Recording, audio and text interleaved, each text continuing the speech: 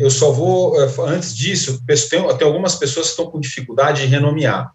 Isso a gente vai aprendendo ao longo do tempo. Algumas pessoas ainda estão aparecendo o nome do celular, precisa lá entrar nos três pontinhos ou no próprio celular depois de renomear, mas a gente vai falando isso ao longo do tempo.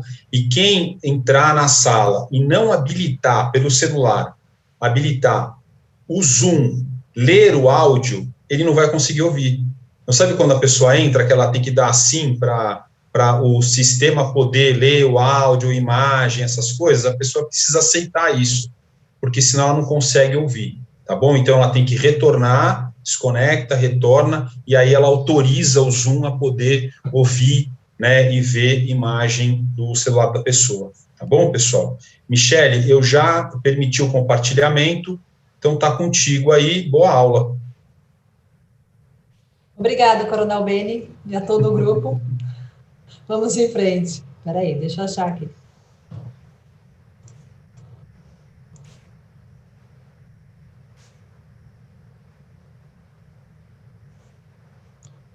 Ok, todos estão vendo? Tá certinho, Coronel Beni? Tá ótimo, para mim tá muito bom. Ok, pessoal. Então, o tema que foi para mim repassado foi falar sobre legislação, focando na portaria 2048, no CFM, o COFEM. Na verdade, eu vou falar o que tem do aeromédico nessas legislações. Não é que eu vou destrinchar toda a 2048, todo o CFM, tudo que tem de COFEM. Não. Eu peneirei e o que eu vou falar é só a respeito de aeromédico. Pessoal, só enfatizando aqui o que o Maurício disse. Aqui a gente não está falando... a gente está falando, assim, do Paraná, ok? É com imenso prazer que a UAP BPMO que participa desse evento, para que a gente construa essa unidade, essa parte teórica única, que a gente fale a mesma língua, senhores. Esse é o grande objetivo. Então, vamos lá. Bom, isso aqui pula, a gente já falou rapidamente. Então, vamos lá, senhores. Começando pela portaria 2048 de 2002, que é a portaria que ainda rege a urgência e emergência. Então, a 2048 é o regulamento que estabelece os princípios e diretrizes dos sistemas estaduais de urgência e emergência, sendo de caráter nacional, e ela tem como pilar, né, a universalidade, equidade e integralidade, que são as bases do SUS, que todos aqui estão carecas de saber. A 2048, ela é uma portaria que tem mais de 72 páginas, só que ela é dividida em capítulos, né? Sendo o primeiro capítulo fala sobre o Plano Estadual de Atendimento às Urgências e Emergências. O capítulo 2 é a regulação médica das urgências e emergências. Um capítulo muito interessante para quem tiver curiosidade de ler, que é sobre a regulação. A gente tira muita dúvida aí, apesar de ser 2002, mas tem muita coisa interessante.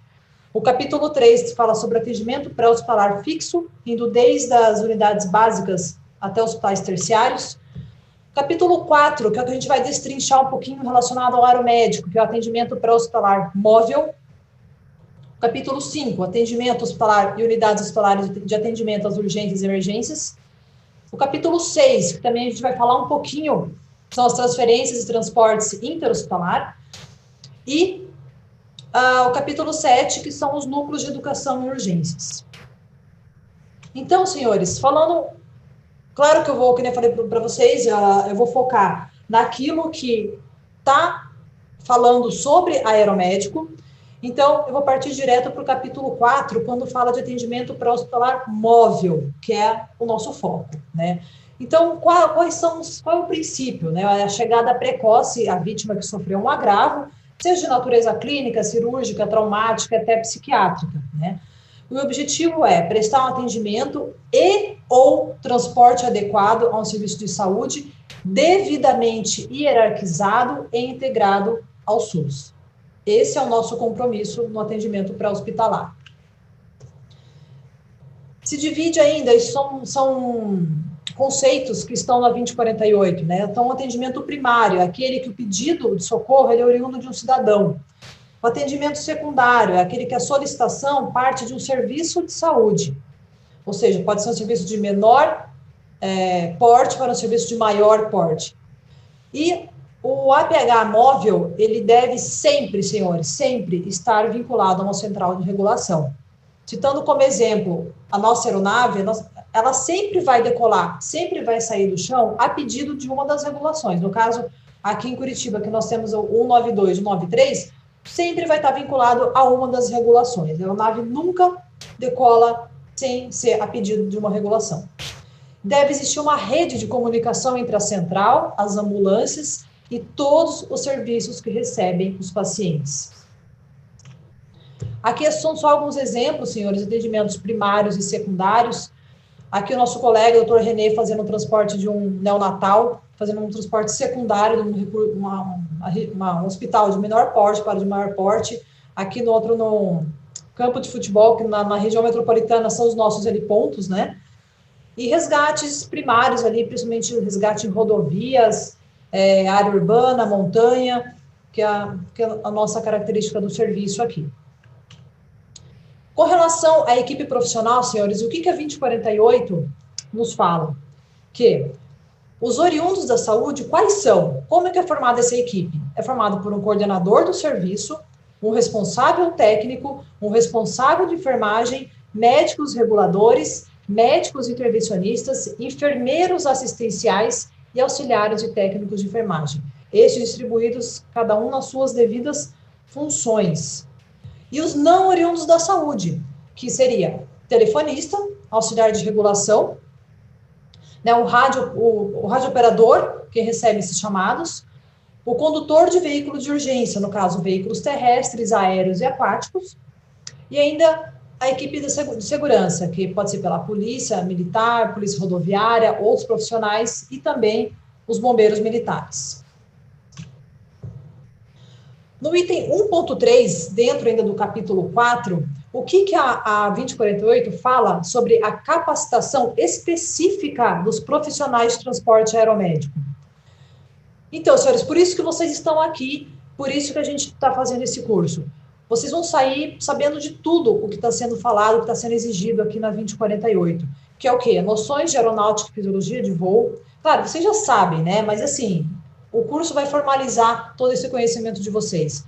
As determinações da Diretoria da Saúde da Aeronáutica e Divisão de Medicina Aeroespacial, que é o quê? Terminologia aeronáutica, procedimentos normais e de emergência em voo, evacuação de emergência, segurança no interior e em torno das aeronaves, embarque e desembarque de pacientes, noções básicas de fisiologia de voo, que vai ser atmosfera, fisiologia respiratória, estudo clínico da hipóxia, desvarismos, forças acelerativas em voo, seus efeitos sobre o organismo humano, aerocinetose, ritmo circadiano, gases, líquidos, vapores tóxicos, ruídos e vibrações e cuidados de saúde com o paciente em voo. Então, para a gente que está atuando, para a gente que está voando, isso é o mínimo que a gente tem que ter de conhecimento. O item 2, senhores, quais são como é que é a definição dos veículos de atendimento no pré-hospitalar móvel, né? Então, eles dividiram as ambulâncias de A a F, sendo a ambulância tipo A, é a ambulância de transporte, aquela que está só com o motorista. A tipo B é um suporte básico, aquela que vai estar com o condutor e o técnico de enfermagem. A tipo C é a ambulância de resgate, aquela que a ambulância vai estar equipada e quem está tripulando quem está nessa ambulância tem que ter capacidade de utilizar os equipamentos de salvamento, desencarcerador, enfim, equipamentos para salvamento. Tipo D, a ambulância de suporte avançado, que obrigatoriamente tem que ter um condutor, um médico e um enfermeiro. Tipo E é aeronave. Então, sempre dentro da 2048, a aeronave se caracteriza como tipo E, que é aeronave tanto asa fixa ou rotativa, para transporte interhospitalar de pacientes, e a rotativa para ações de resgate, dotada de equipamentos médicos homologados pela antigo DAC, que hoje é a ANAC, porque quando a 2048 foi escrita, não existia a ANAC ainda, pessoal, era ainda Departamento de Aviação Civil. E tipo F, que são as embarcações, as ambulâncias. Senhores, com relação à tripulação das aeronaves, como eu disse anteriormente, as aeronaves, tanto asa fixa quanto asa rotativa, sempre vão ser suporte avançado de vida. O que isso significa? Que sempre ela vai ter que ser composta por um médico e um enfermeiro. Então, O atendimento pré-hospitalar móvel primário não traumático e secundário, a tripulação mínima tem que ser um piloto, um médico e um enfermeiro. Já para atendimento a urgências traumáticas, em que sejam necessários procedimentos de salvamento e de resgate, é indispensável a presença de profissional capacitado para tal, né? Por isso que nós estamos fazendo esse curso, para nos tornarmos capacitados a realizar também procedimentos de salvamento, conforme está na RBAC 90. Senhores, ainda um pouquinho do capítulo... Então, esse é o resumo do capítulo 4, o que está falando de aeromédico. Agora, vamos falar um pouquinho do capítulo 6, que é um capítulo importante, que é a respeito das transferências e transporte interhospitalar. Acontece em todo... Alguém quer falar alguma coisa? Acho que alguém está com o áudio ligado sem perceber. Vamos lá. Todos aqui que trabalham no aeromédico, todos sabem que nós fazemos tanto o primário, o resgate, e fazemos também muitos transportes, muitas transferências, né? E o que a 2048 fala sobre isso? Quais são as considerações gerais? Primeiro, tem que haver uma estruturação de sistemas estaduais de urgência e emergência, ou seja, essa interligação de todos os municípios e cidades.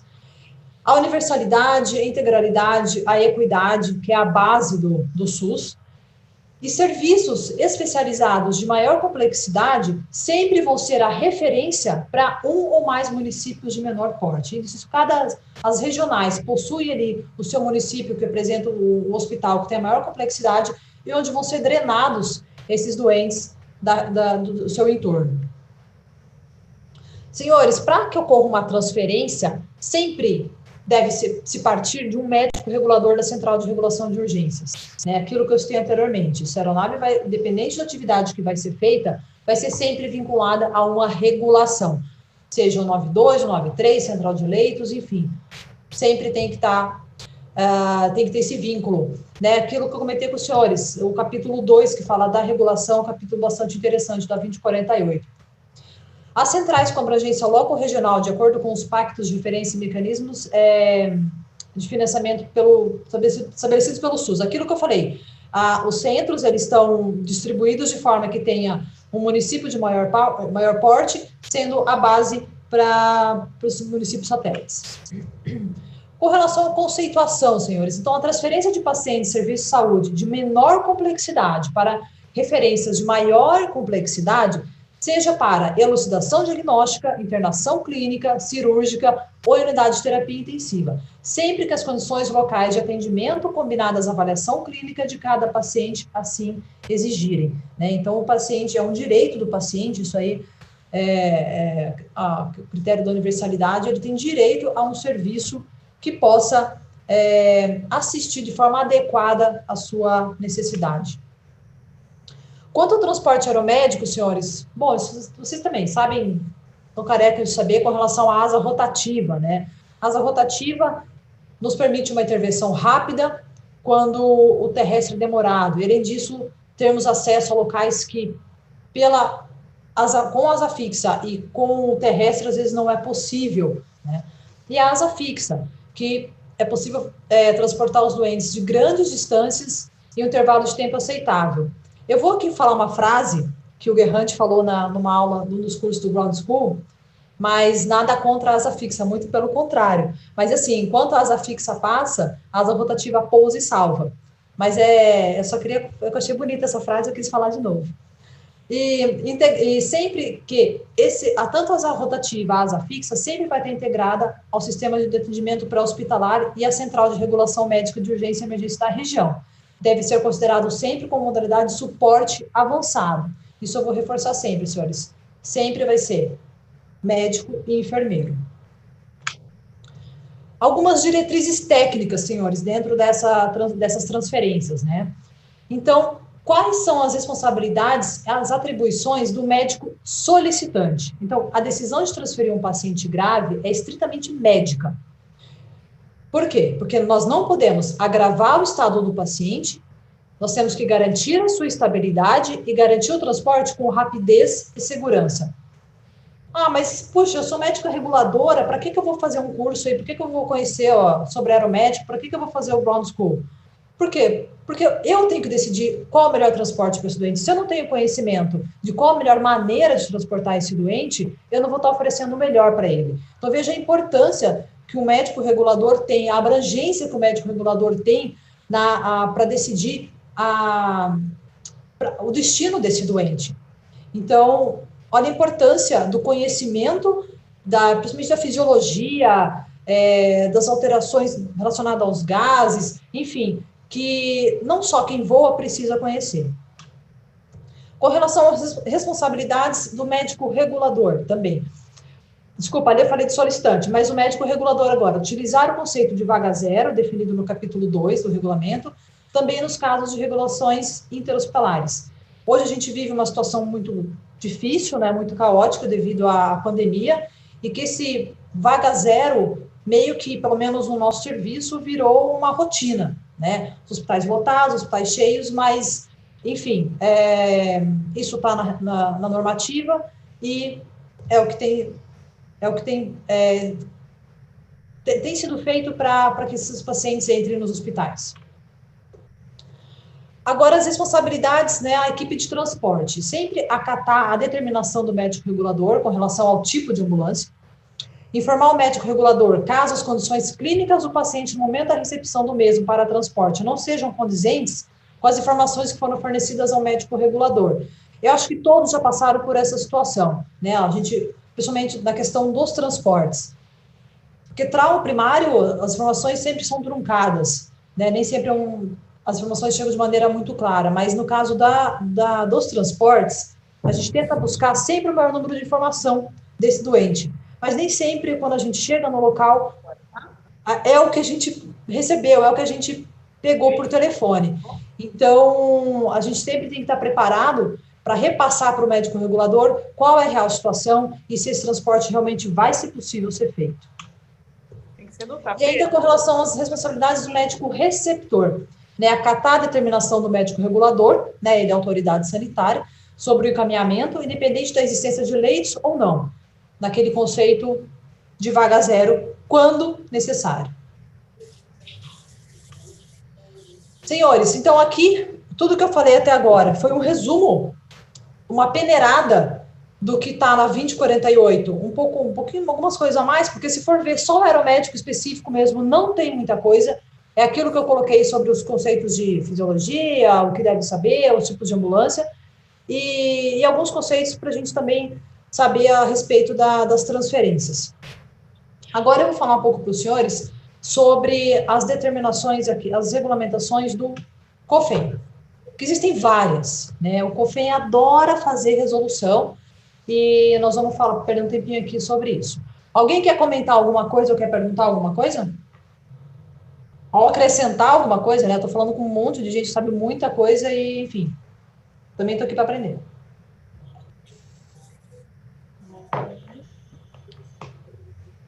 Nada? Então eu vou seguir. Segue o jogo. Senhores, com relação ao COFEM, vamos lá, vamos partir da resolução 551 de 2017, que normatiza a atuação do enfermeiro no atendimento pré-hospitalar móvel e interhospitalar em veículo aéreo. Então, vamos lá. Então, no âmbito da equipe da enfermagem, é privativo do enfermeiro a atuação no atendimento pré-hospitalar móvel e interhospitalar em aeronaves de asa fixa ou rotativa. Tá? Por isso que sempre a aeronave vai sempre caracterizar como avançada, nunca como uma ambulância básica. E para o exercício da atividade, pelo menos um dos seguintes critérios. Senhores, essa resolução de 2017 que eu estou falando, tá? Então, o que dizia anteriormente? O enfermeiro tem que ser egresso de um programa de pós-graduação lato sensu, reconhecido pelo MEC, possuir título emitido por sociedade de especialista e registrado no Conselho Regional de sua jurisdição, e estar exercendo atividade antes da publicação da presente resolução. Então, pelo menos um desses critérios eram exigidos até 2017. Quais as normas para atuação? A 2017, ela é que mais fala um pouquinho sobre o tipo do profissional a trabalhar no aeromédico, as outras são um pouco mais técnicas, né? Então, qual é o perfil do profissional para trabalhar, do enfermeiro para trabalhar no aeromédico?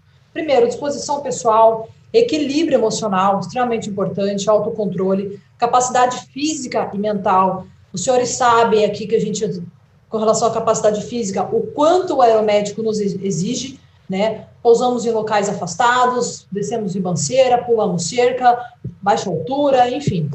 Experiência profissional prévia em serviço de saúde voltado ao atendimento de urgência e emergência, iniciativa e facilidade de comunicação, muito importante, senhores, cada ocorrência é uma ocorrência, essa questão de comunicação é fundamental, né?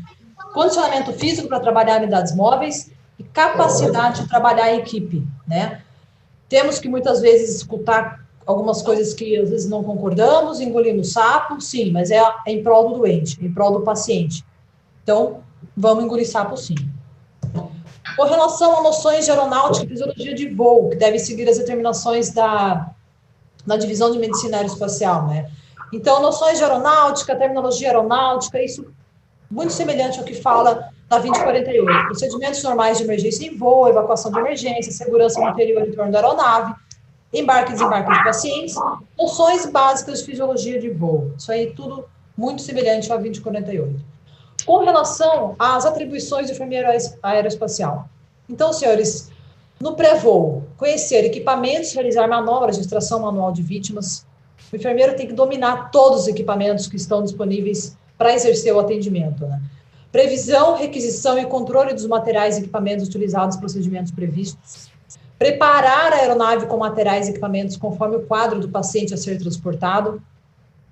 Vou atender uma criança, vou atender um neonato, vou atender um idoso com AM, eu tenho que trazer ele com maior conforto, enfim, isso tudo junto com o médico. Instalar os equipamentos dentro da aeronave, verificar e testar a funcionalidade de cada aparelho, isso, claro, na chegada, quando assume o plantão. Veja, senhores, quantas variáveis nós temos nos atendimentos, quantos equipamentos, quantos cabos, quantos fios, quantos detalhes, e que isso tem que estar muito bem claro, muito bem fácil na cabeça da equipe, não digo só do enfermeiro, obviamente, mas de toda a equipe, para que na hora da ocorrência a gente não deixe de prestar o melhor atendimento por falta de material e por falta de conhecimento de como manusear o material. Durante o voo, senhores, assistência integral de enfermagem ao paciente, zelando pela sua integridade física e psíquica. Muitas vezes, pacientes que a gente traz com quadros mais leves, que seja de AM, que seja de AVC, eles entram em pânico dentro da aeronave por estar voando. O fato de você estar do lado da vítima, segurando a mão da vítima, já é um fator de conforto, que também é a nossa função, confortar sempre, né?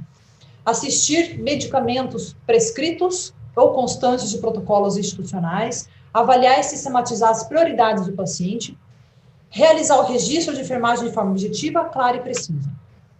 Com relação ao pós-voo, senhores, destino, registro em prontuário, né, fornecendo todas as informações necessárias, reposições de tudo que foi usado, limpeza e desinfecção, e relatórios de gastos de material, medicamentos e possíveis intercorrências.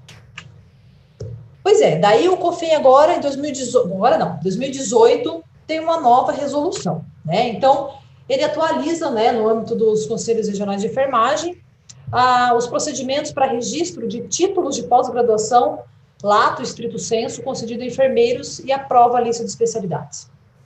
Então, considerando a necessidade de atualizar os procedimentos para registro de títulos de pós-graduação, que a gente falado anteriormente, de enfermagem, então, o título de pós-graduação emitido por instituições credenciadas pelo MEC, ou Conselho de Especialidade, será registrado mediante a apresentação de o Conselho Regional de Enfermagem, antes de conceder o registro, deverá verificar a existência, a legalidade do curso e a expedição do título pela instituição do ensino formadora do egresso. Então, no artigo 5º, o título concedido por sociedades ou associações do colégio de especialistas será registrado mediante apresentação de cópia do edital concernente à realização da prova de abrangência nacional, publicada em jornal de grande circulação ou em sítio eletrônico da Rede Mundial de Computadores da Sociedade, Associação ou Colégio de Especialista. Isso aqui já é uma alteração de uma outra resolução, que é de 2020, que eu vou falar um pouco mais para frente. E em caso de títulos concedidos por sociedade, associação ou colégio de especialistas, tendo como critério a experiência profissional, deverá o enfermeiro ter comprovado a atividade de ensino, pesquisa ou assistência na área de especialidade requerida de, no mínimo, 3 anos. Veja, isso não tinha na 2017. Aí, aqui ele coloca as linhas de atuação que agrupa as especialidades do enfermeiro em 3 grandes áreas. Área 1, que entra aqui a urgência e emergência, área 2, que é a gestão, e área 3, que é a pesquisa. Aí, senhores, falando rapidamente da 625, ela altera anteriormente, estou falando que o COFEM adora resoluções, né? E que ele atualiza os procedimentos para registro de títulos de pós-graduação e aprova uma lista de especialidades. Entre elas, acrescenta ali a questão da enfermagem aeroespacial, dentro das especialidades do enfermeiro por área de abrangência. Vamos respirar um pouquinho, que é muita coisa. Aí, senhores, vamos para a resolução 656 de 2020. Então, considerando o quê? A resolução de 600, a que eu falei anteriormente, ela normatiza a especialidade de enfermagem aeroespacial, que a portaria 2048 aprova o regulamento técnico dos sistemas estaduais de urgência e emergência. E que, olha, gente, que legal, aqui fala do regulamento brasileiro 90, da RBAC 90. Veja, estou citando a RBAC 90. Primeira vez que citam o regulamento. Resolve o quê? Que é privativo do enfermeiro, novamente, no âmbito da equipe de enfermagem, a atuação de serviço de enfermagem aeroespacial. Ou seja, tem que ser enfermeiro. Tem que ter enfermagem. Para exercício das atividades previstas nessa resolução, deverá o enfermeiro atender pelo menos um dos seguintes critérios. Pelo menos um dos seguintes critérios, repetindo. Ser egresso de programa de pós-graduação em enfermagem aeroespacial, reconhecido pelo MEC, com título registrado no Conselho Regional de sua jurisdição, ou possuir título emitido por sociedade especialista em enfermagem aeroespacial, também com título registrado no Conselho Regional de sua jurisdição. Parágrafo único. Os enfermeiros de voo em exercício ou que tenham exercido atividade aeroespacial comprovados por meio de documentos oficiais, que são o quê? Escalas, declarações, contrato, carteira de trabalho, que não atendam aos incisos 1º e 2º, que acabei de ler, data da presente publicação, ou seja, 2020, poderão excepcionalmente continuar a exercer suas funções por até 36 meses, período no qual deverão cumprir as exigências nos incisos desse artigo. Então, isso, senhores, até o ano passado, isso que estava valendo. Ou tinha as especializações, ou se exercia, comprova que exerce, tinha 36 meses para fazer a especialização. Mas nós temos uma nova. Respiramos?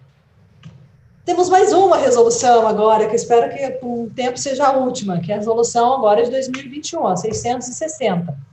Então, a 660, ela altera a 656 de 2020, que normatiza a atuação do enfermeiro na assistência direta e no gerenciamento do APH móvel em veículo aéreo.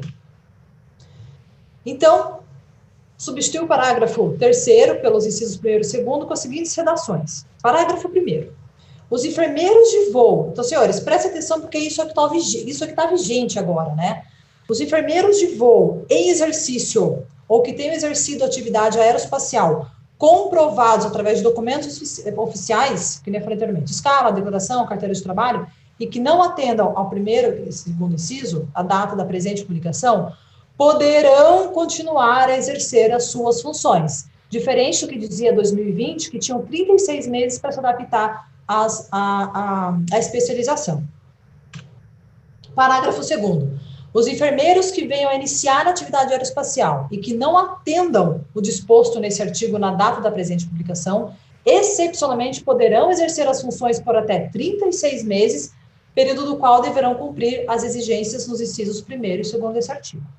Ou seja, eu comecei agora, então eu tenho 36 meses para me adequar ao 1º e 2º artigo. Mas eu já trabalhava, tenho comprovado isso. Não preciso desses 36 meses, eu posso continuar. Pessoal, ficou claro isso? Alguém quer perguntar alguma coisa? Alguém quer acrescentar? Não sei, a Michele Taverna, que é muito experiente no assunto, não sei se quer acrescentar, se estou falando alguma coisa errada, Michele. Michele, Rodrigo aqui de Cascavel, posso fazer uma pergunta? Se eu souber responder, pode. É o seguinte, nas resoluções aí do COFEN, deixa claro que na parte da pós-graduação, é pós-graduação em enfermagem aeroespacial. Acho que é o termo, acho que esse é o termo que está escrito ali, que você mostrou alguns slides atrás. Entretanto, algumas pós-graduações constam lá como transporte aeromédico e medicina aeroespacial. A minha pergunta é se isso é um problema para os enfermeiros, porque os termos são diferentes e às vezes o MEC se apega muito à palavra. Né? E, olha lá, enfermagem aeroespacial, aí é a especialidade, mas acho que na pós-graduação, algum slide para trás, eu vi lá, é um termo diferente do que as escolas oferecem. É só uma curiosidade se os colegas da enfermagem que já fizeram a pós-graduação tiveram dificuldade até em registrar ou estar de acordo com essas resoluções aí. Obrigado. Rodrigo, assim, até se alguém tiver mais propriedade... A Michele está pronta para falar, Michele. Michele, então ufa, vai. Fala. Boa noite, tudo bem? Prazer em revê-los. Muito obrigado pela oportunidade. Eu acho que tem algumas coisas. Primeiro, que a gente está falando de algo relativamente novo, né, no nosso país. E considerando as inúmeras possibilidades do enfermeiro, a enfermagem aeroespacial realmente é algo muito inovador para uma especialidade dentro das inúmeras que existem já registradas dentro do Conselho. E, em cima disso, com certeza, pelo número de profissionais que temos dessa área, é muito difícil criar uma visibilidade dentro de um conselho que trata do número tão grande de profissionais. Com isso, eu vejo que tivemos avanços já em 2017, alguns avanços em 2018, e agora em 2020 mais alguns avanços. Fato é que nenhuma das três situações ficaram exatamente como desejávamos, porque estamos esperando isso há muitos anos, assim como a medicina. Mas, por pouco conhecimento de causa, por poucos profissionais da área, faz com que deixe ainda muitas lacunas e, consequentemente, ainda haja muitas comparações com o trabalho desenvolvido terrestre. E isso aconteceu na 2048 e acontece em várias outras atividades, né? Infelizmente, existe muito ainda do paradigma de querer fazer o cópia-cola de algumas atividades que já são muito mais enraizadas na nossa atividade. Quanto à pergunta do Nicásio, não há qualquer problema de registrar, porque é relativa à área de enfermagem aeroespacial. Os termos ainda estão sendo corrigidos. Certa vez eu até conversei com o Beni, a gente tem até algumas situações, como, por exemplo, na classificação brasileira de ocupações, existe o enfermeiro de bordo. E o enfermeiro de bordo categoriza o embarcado em navio, embarcado em trem, embarcado em balão, embarcado em avião e todas as outras embarcações. Só que a atividade desenvolvida no navio e no avião são coisas completamente distintas, e com isso precisa de adaptações. Infelizmente, a legislação ela é muito morosa e muito relacionada à política do momento, e com isso faz com que a gente tenha muita dificuldade de padronizar de uma forma assertiva para toda a categoria. Então, acho realmente que a gente avançou, não acho que a gente esteja na última versão, mas acredito que já foi um passo muito grande para uma categoria que vê a enfermagem aeroespacial realmente com algo muito futurista, ainda que no século XXI a gente tenha crescido em número de serviço e número de profissionais atuantes na área. Agradeço a oportunidade, espero ter ajudado. Um super beijo.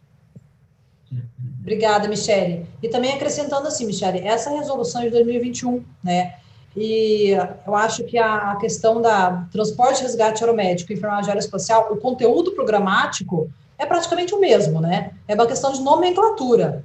Então, não vejo porque, é só a questão de adaptar a nomenclatura e não ao que está sendo feito já atualmente, né? É isso, já tem, muitos profissionais já estão registrados nos conselhos, no Brasil afora, independente se fez transporte e resgate aeromédico, que é um número bem grande aí de pós-graduação com esta titulação, né, com este nome, já estão cadastrados e é por área de atividade. Então, não tem problema, não. Legal. Rodrigo, respondido? Só um último adendo, só em relação à questão do tempo, que a anterior dizia que todo mundo ia ter que ter a pós e a especialidade.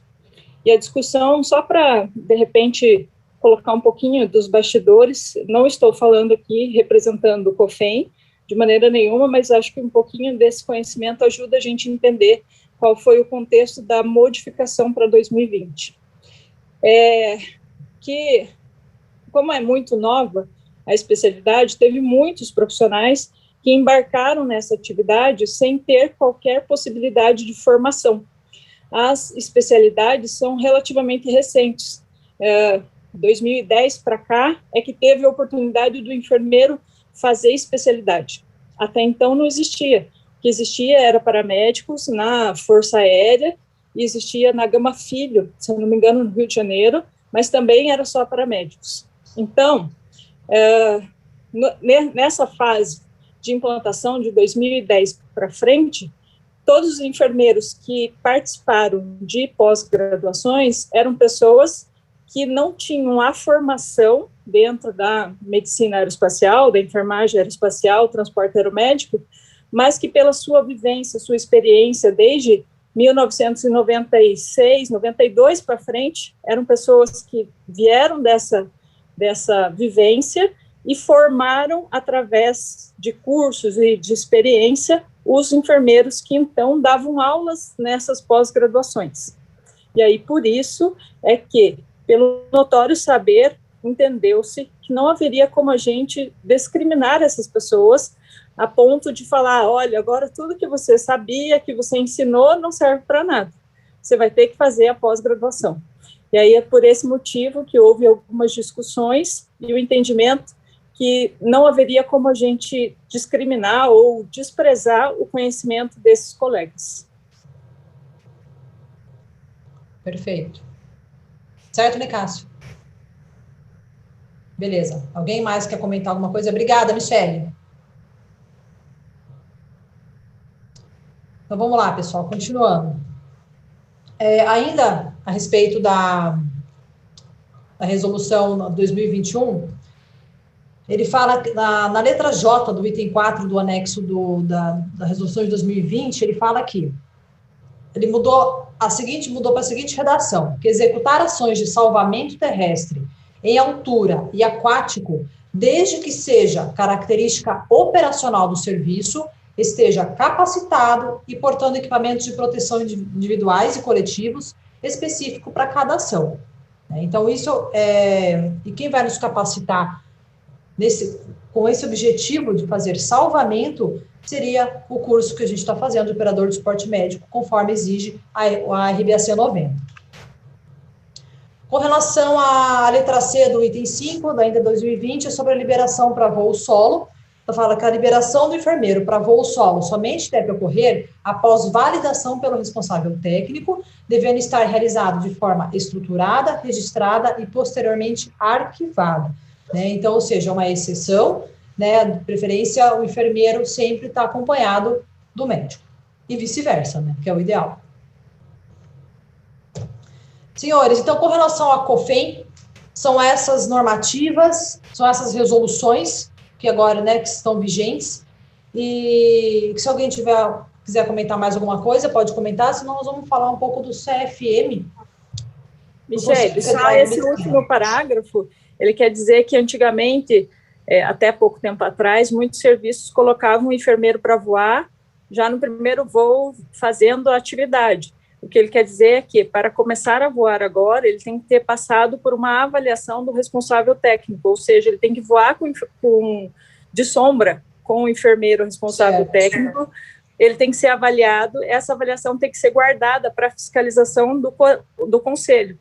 E que o dia que o conselho bater, ele vai bater na porta e vai falar assim, você tem 5 enfermeiros, certo? 5 enfermeiros eu tenho sobre o meu guarda-chuva. Cadê a avaliação de primeiro voo deles? Aí ele tem que apresentar como é que ele foi treinado, como é que ele foi avaliado antes de começar a operação. É isso. Perfeito. Eu quero fazer um comentário em cima do que a Michele falou. O que é, Coronel Beni? Eu quero fazer um comentário em cima do que a Michele falou. Claro. Rapidinho. Isso que ela colocou é uma situação extremamente importante.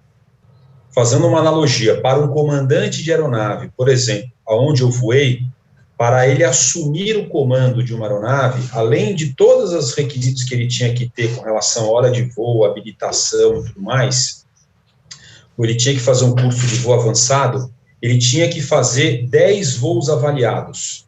Então, ele tinha que fazer 10 voos avaliados de resgate e 10 voos avaliados de ocorrência policial. Depois desses 20 voos que ele fazia, além de tudo que ele tinha que ter, aí passava por um conselho de voo. E nesse conselho de voo, todas as fichas avaliadas eram discutidas com os instrutores que deram a avaliação. E aí, ao final dessa reunião, saiu fumaça cinza ou fumaça branca. Né? Normalmente, quando tinha alguma coisa a ser feita, ele refazia alguns voos avaliados, até que ele pudesse, pelo conselho de voo, ser aprovado a assumir comando de aeronave. Então, é muito próximo do que a Michele acabou de falar, e isso tem uma relação direta com a operação e a segurança dela, né, e a qualidade da operação aeromédica.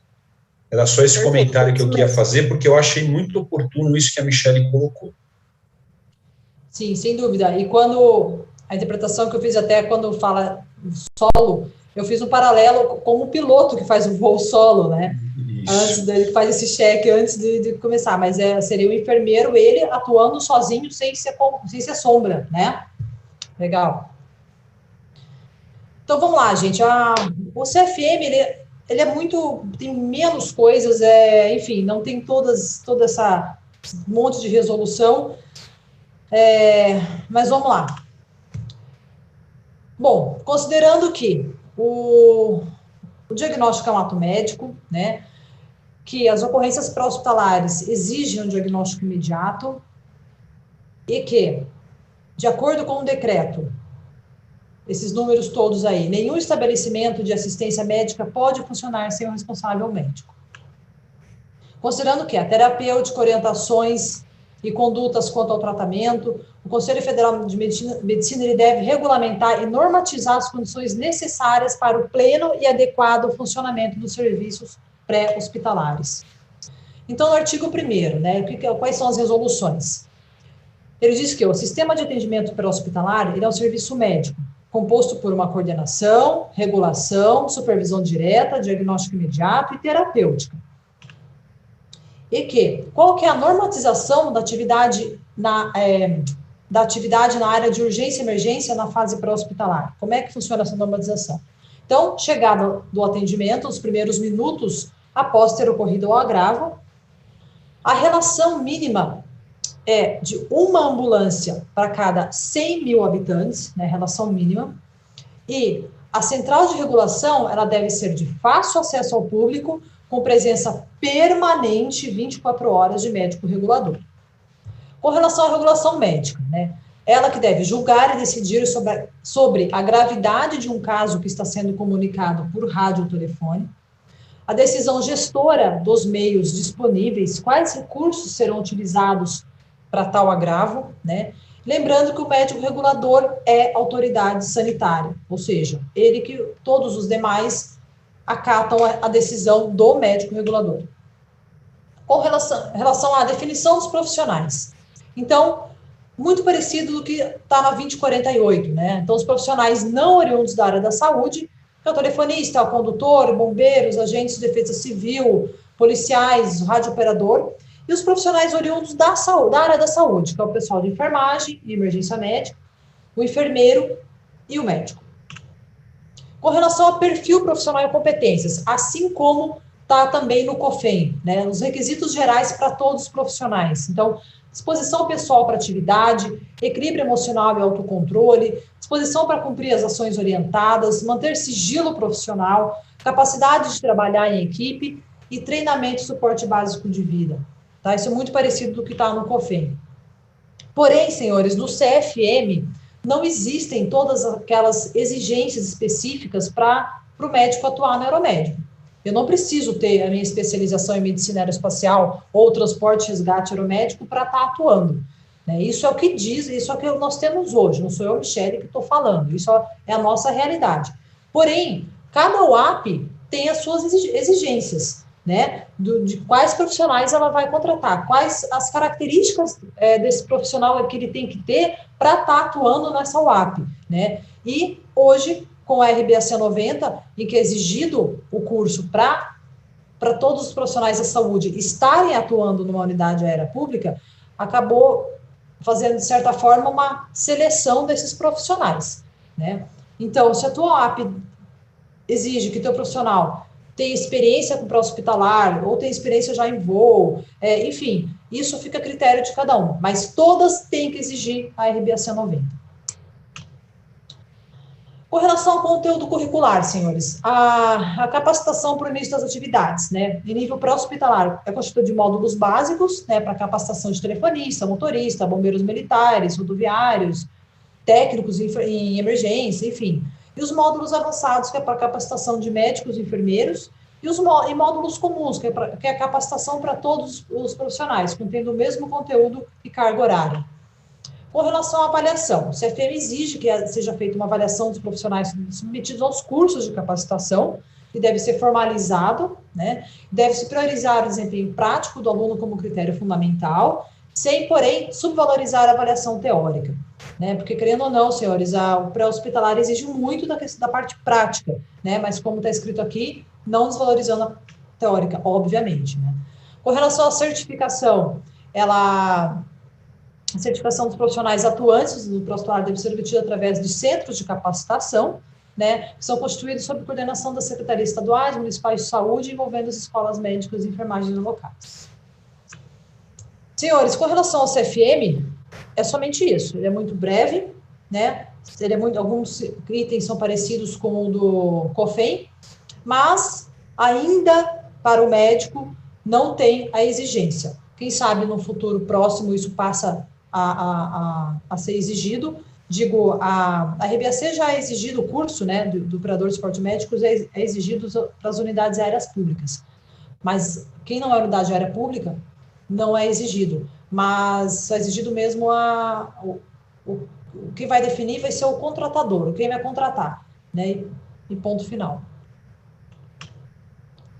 Senhores, então, ainda fala um pouquinho sobre as normas para veículos de pré-hospitalar, né? Fala sobre os tipos de ambulâncias, aquilo que nós falamos, né? Sendo a aeronave caracterizada como tipo E, né? Que deve conter os mesmos equipamentos descritos para as ambulâncias de suporte avançado, tanto adulto como infantil, com as adaptações necessárias para uso em ambiente hipobárico, homologado por órgãos competentes. Né? E em 2018, o CFM lançou essa resolução, a resolução 2221, que fala sobre a área de atuação em medicina aeroespacial, né, que até então não tinha. Que não é considerada uma especialidade, mas sim uma área de atuação, né, e que o CFM, a MB, o Conselho Nacional de Residência Médica, eles atualizam essa lista de especialidades e áreas de atuação periodicamente. Então, em 2018, passou a existir a medicina aeroespacial como área de atuação, né, tendo a formação, ela é de 1 ano, né, e os requisitos são ter residência médica em clínica médica, medicina intensiva, medicina de emergência, cirurgia geral, pediatria e anestesiologia. São os pré-requisitos para você poder fazer a medicina aeroespacial. Né? E com relação à ação médica brasileira, através de concurso com convênio com as sociedades. E aqui nós temos, todos sabem, todos conhecem, né? Existe a Sociedade Brasileira de Medicina Aeroespacial, que até novembro, agora passado, teve o Congresso Brasileiro de Medicina Aeroespacial, e abordando assuntos diversos, né, relacionado aí a tanto do aeronavegantes, patologias, é muito abrangente, é bastante interessante esse congresso, esse mundo da medicina aeroespacial. Senhores, alguém quer comentar alguma coisa com relação ao CFM, com relação a essa não exigência, né, ainda do CFM? Alguém quer perguntar, falar? Senão nós vamos progredir. Michele. Sim. Nós vamos ter que aumentar muito a qualificação dos nossos profissionais dos serviços já existentes para que nós pudermos alicerçar CFM e outras sociedades cobrando uma qualificação e um nivelamento em alto padrão. Por isso, da nossa preocupação de estarmos sempre trabalhando com muita tecnicidade, porque se nós, com os serviços que estamos atuando, não buscarmos dentro de cada base ou dentro de uma UAP a busca incessante por qualificação, profissionais que tenham um comprometimento realmente significativo, nós não vamos conseguir alicerçar um CFM a colocar lá, né, os quesitos básicos, cobrando mesmo do profissional que está atuando. Nós temos exemplos claros de profissionais que tentam trabalhar em urgência e emergência sem formação mínima alguma, principalmente nem que for um curso básico, ele gosta de fazer, ou se fez há 5, 6 anos atrás. Isso mudou muito. Então, eu acho que esse curso, o Ground School, essa relação que a gente está discutindo aqui vai ser muito importante, porque a gente vai poder alicerçar. O Paraná fez um programa de reciclagem e de treinamento em operação aeromédica desse modelo. E o que a gente pode levar isso em consideração para a sociedade para fundamentar? Então, eu acredito que nossa função, é nossa responsabilidade trabalhar e cobrar isso das instituições para que a gente possa manter o nível alto e poder dar mais qualidade ao atendimento aos doentes. Penso dessa forma. Eu concordo, Maurício. Todos aqui trabalham com aeromédico, sabe da especificidade do serviço, né, das individualidades que o aeromédico tem, e que eu acho que com o tempo isso vai acontecer de forma obrigatória, assim, porque o helicóptero não é uma ambulância que voa, né? Não é entrar e sentar lá e achar que vai, né? Então, todo o ambiente, os riscos inerentes à operação aérea são muito grandes e não dá para quem não está habituado na área, enfim. Eu acho que isso vai ser a questão de tempo. Eu não sei o que vocês acham, mas eu acho que aqui a gente já está dando um passo à frente aí necessário, né? Eu acho que uma das coisas bacanas é que hoje o CFM conta com uma câmara técnica, né? Tem algum tempo já que o CFM conta com essa câmara técnica para discussão exatamente sobre a temática. Eu acredito que essa já seja um caminho bastante interessante, como vislumbrando a diferenciação realmente do serviço prestado. Então, acredito que é o primeiro passo. Mas, com certeza, buscar realmente a padronização e uma forma de regulamentar isso é um caminho que a gente precisa lutar para que isso aconteça. E concordo com o Maurício nesse sentido. Sem dúvida, também concordo e vai ser, eu acho que é essencial, né? Isso aí o serviço exige, né? Não é que a gente está querendo criar papel, não, o serviço exige, né? A gente sabe das dificuldades e da qualificação que precisa para estar num atendimento aeromédico, né? Maravilha. Pessoal, então falando um pouquinho sobre a formação e capacitação da equipe de saúde que atua no aeromédico. O que eu vou comentar aqui, o que eu vou falar, foi baseado nos 2 cursos que nós tivemos aqui de operadores de suporte médico realizados aqui no BPMO, né, que é basicamente o que vocês também vão ter, né? Essa parte teórica foi dado, não foi dado pelo Ground School, foi dado pela equipe do BPMO, mas o modelo é basicamente o mesmo. e para mostrar para vocês, assim, um pouco da nossa realidade. É claro que a unidade aérea pública tem as suas particularidades, mas muito que a gente vai falar aqui é para todos, né? Então, isso eu quero mostrar um pouquinho para vocês. Então, isso que eu estou falando, que a formação dos profissionais respeita a realidade de cada serviço, de cada unidade aérea pública, né, adaptado ao modelo de aeronave, né, as missões que são realizadas pela aeronave. Como que é composta a tripulação? Né? A gente sabe que as 4 bases do Paraná têm uma tripulação composta de uma maneira, a de Curitiba difere um pouquinho, né? E também com relação ao curso teórico e prático, que é abordado no teórico, que é abordado no prático, né? Então, aqui são os 2 modelos de aeronaves que nós temos atuando no Paraná, né? Aqui em Curitiba nós temos o B4, né, o EC-130B4, nós estamos com 3 aeronaves hoje, sendo uma exclusiva da saúde, e nas outras bases, Cascavel, Londrina, Maringá e Ponta Grossa, o AS-350, o B2 e o Esquilo. Aqui mostrando basicamente as diferenças de configuração interna. Então, a nossa configuração do B4 é a gente atuar com 2 pilotos, um operador aerotático, o médico e o enfermeiro. Tá? Então, por quê? A aeronave comporta a tripulação dessa maneira, né? Então, aqui na frente os dois pilotos, no banco mais próximo, que é os equipamentos, está o médico, no banco do meio o enfermeiro, fazendo porta o operador aerotático. Aqui a configuração do Esquilo, né, que atua nas outras bases, em que é composta pelo piloto, o médico e o enfermeiro, né, sendo o médico capacitado para fazer porta, para auxiliar o piloto no pouso e na decolagem, né, então, e também nos cuidados quando a aeronave está em solo, né, com o entorno da aeronave no momento que essa aeronave está em solo, por isso o treinamento contínuo com relação a isso. E aqui só uma foto aqui para homenagear todas as bases aqui que nós temos aqui no Paraná.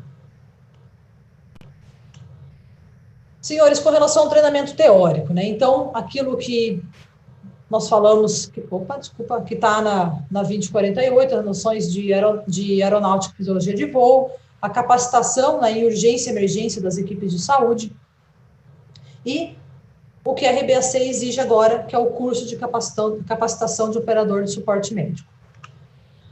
Além disso, senhores, o que eu quero mostrar com esse slide aqui, né, com relação ao treinamento e aprimoramento. Assim como a gente estava conversando, né, o Maurício, Michele, o CFM não exige, né, que a gente tenha lá no papel um certificado dizendo que você agora tem medicina aeroespacial. Não tem. Mas cada um põe a mão na consciência. Quem que está com esses cursos todos atualizados? Senhores, esse é o mínimo que nós temos que ter. A gente quer trabalhar num serviço que atende de 0 a 120 anos, a gente tem que estar treinado teoricamente com todos esses cursos, seja ATLS, PHTLS, PAUS, AMLS, qualquer outro S que tenha, não natal. Porque assim, senhores, o serviço aeromédico é um serviço que se caracteriza por ser um serviço de resolutibilidade, seja resolutivo, é mais fácil falar. Eu não posso chegar numa ocorrência e eu não saber o que fazer, porque eu estou atendendo uma criança de 6 meses, ou estou atendendo um idoso de 110 anos.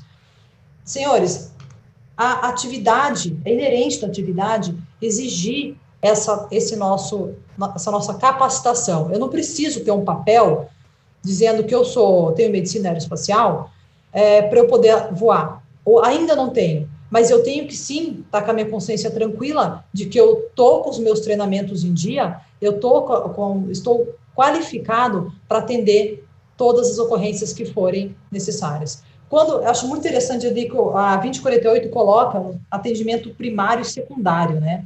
Mas, senhores, quantas vezes a gente foi para um secundário e chega lá, é um primário? Assim, situações de... Muitas vezes você vai lá para ajudar um colega que não está conseguindo fazer uma intubação num hospital pequenininho. Você chega uma paciente que está gaspeando por um choque séptico, porque não... Enfim, você precisou fazer tudo, iniciar a medicação, iniciar a intubar, droga, tal. Para isso que a gente tem que estar preparado, senhores. A gente tem que estar preparado para ir e resolver. Essa é a mensagem que eu quero deixar com esse slide. Aqui mostrando muitos momentos no serviço que a gente acaba conseguindo falar um pouquinho de teoria. Com relação ao prático, senhores, condicionamento físico, isso acho que todos têm consciência da necessidade de estar com um bom condicionamento físico. Por quê? Diferente da ambulância, que na grande maioria das vezes a gente consegue parar estacionado do lado da ocorrência, com a aeronave não, com o helicóptero não, né? Ou o que pode acontecer, a gente tem que fazer um desembarque em baixa altura, a gente vai pousar longe da ocorrência porque não tem um local adequado para pouso próximo, aí vai descer barranco, subir barranco, que nem eu comentei anteriormente, pular cerca, levar bolsa. A nossa bolsa de ataque, a nossa bolsa que a gente leva para a ocorrência tem 9 quilos, mais um monitor. Você tem que entrar mata dentro com... Então, assim, senhores, com relação ao condicionamento físico, isso aí não preciso nem ficar falando muito, que todo mundo sabe da necessidade.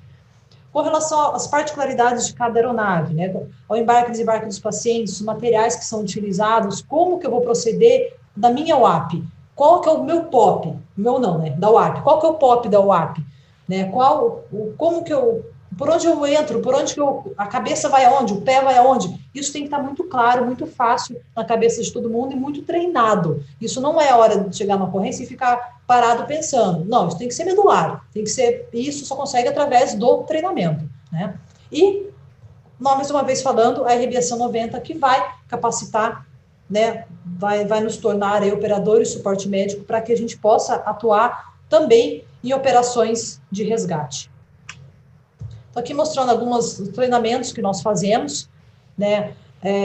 Essa foto da direita superior, veja, foi uma ocorrência de resgate que o enfermeiro não foi, por não caber na aeronave. Quem está me auxiliando a colocar essa vítima numa tábua rígida é o piloto e os operadores aerotáticos. Por quê? Porque eles foram treinados a fazer isso. Então, veja a necessidade da equipe toda estar sendo treinada, está integrada. Aqui na nossa base, para quem não conhece aqui em Curitiba, nós temos essa torre que nós treinamos o rapel, né, porque essa é uma atividade que nós exercemos aqui na nossa UAP. Nós temos a região de muitas montanhas aqui ao redor, né, a Serra do Mar. Então, volta e meia tem ocorrências nas montanhas, que são locais de difícil pouso, e temos que estar preparados aí para fazer o rapel. E agora, com a RBAC 90, nós estamos habilitados, né, legalmente habilitados para poder fazer, só que além de habilitados, temos que estar capacitados. Então, nós temos essa torre que nós fazemos o nosso treinamento. Aqui mostrando alguns exemplos de ocorrências, né, tanto para, muitas vezes, que nessa ocorrência de veicular, muitas vezes a aeronave é a primeira viatura a chegar, o primeiro veículo de resgate, digamos assim, a chegar numa ocorrência, né, então eu tenho que ter noção de todos os tipos de atendimento, eu tenho que ter noção do que eu vou fazer primeiro, como que eu vou abordar, porque é a nossa realidade nos atendimentos primários. Tem algumas frasezinhas clichês, assim, mas que eu gosto de colocar, que a gente é o que a gente treina, a aviação não permite erros, e essa frase aqui eu aprendi com o Coronel Beni, né, num dos cursos do Ground School, que o macacão não agrega conhecimento. São frases simples, mas, senhores, veja, o macacão não agrega conhecimento. Só porque eu estou na aeronave, agora eu sei tudo, eu faço tudo. Esse seria o ideal, mas será que eu estou realmente capacitado? Será que a minha teoria está boa? Será que eu estou atualizado? Então, senhores, se eu vou vestir um macacão, eu tenho que saber que eu estou preparada fisicamente e teoricamente para enfrentar N tipo de situações, que nem eu comentei para os senhores, de 0 a 110 anos. E não é o macacão que vai trazer isso. 99% é o suor, é o estudo. Falando rapidinho sobre o curso que nós fizemos aqui em Curitiba, então, foi o curso de conjunto, a BPMO e a CESA, que foi realizado, esse foi o primeiro curso, foi realizado em 2019, em novembro de 2019, teve uma duração de 4 dias, 3 dias teóricos e um dia prático, e em dezembro do ano passado foi feito um também para a equipe que atuar na Operação Verão, na base litoral. Hoje, atualmente, fora vocês que vão estar fazendo esse curso, nós já temos capacitados 90 médicos e enfermeiros do Paraná. Nós temos 90 operadores de suporte médico já realizados curso no Paraná. Então, o teórico aqui, assuntos que foram abordados, doutrina operacional, conhecimentos técnicos de aeronave, procedimentos em ocorrências. Aqui, algumas pessoas que estão assistindo a aula hoje estavam nesse curso aqui também, né? Esse para quem não conhece, ali em cima é o Coronel Pussi, e aqui o segundo curso, dando aula de fadiga de voo. E aqui, a conclusão da fase teórica foi com uma prova, tinha que tirar uma média de 7, e depois nós fomos para a parte prática, em que fizemos uma prática com a aeronave em solo, que os nossos operadores aerotáticos fizeram todas as demonstrações, né? Todos foram fazer o treinamento de rapel na nossa torre, né? Vários colegas que estão aqui também. Depois nós fomos nos mananciais aqui em Piraquara, em que nós treinamos a aeronave, algumas técnicas com a aeronave em voo, né? No caso, embarque, desembarque, voo pairado. Todos fizeram rapel, né, doutor Falcão? A gente lembra do senhor fazendo rapel. E também, para aqueles que quiseram ter oportunidade, também foi feita a operação HelloCast. No final, todos concluíram o curso, receberam o certificado, um brevet. Então, hoje nós temos 90 operadores de suporte médico formados. Veja, a parte teórica, hoje, é a mesma hoje, né, das 4 bases, vocês vão ter a mesma, mas a parte prática, cada base vai ter o treinamento com a sua aeronave que trabalha no dia a dia. Para quê, senhores? Para que isso aqui já se tornar uma realidade, pelo menos no nosso serviço aqui, que a gente tem serviço de resgate em montanha. Então, tive a oportunidade de já fazer 2 rapéus para atendimento uma vítima em cachoeira, que não tinha onde pousar.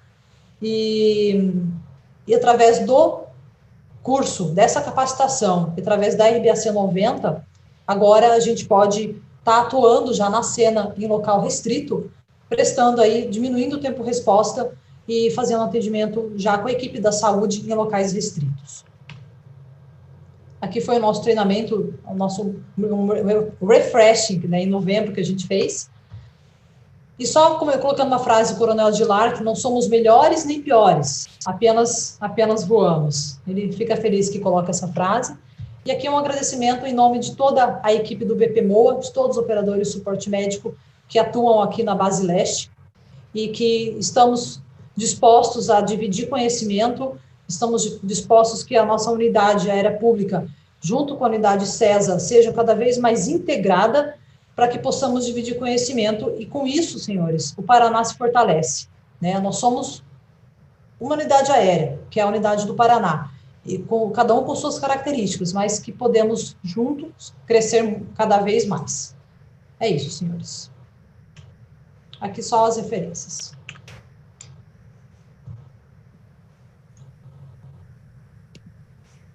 Agora fala, todo mundo acordado? Michele, excelente.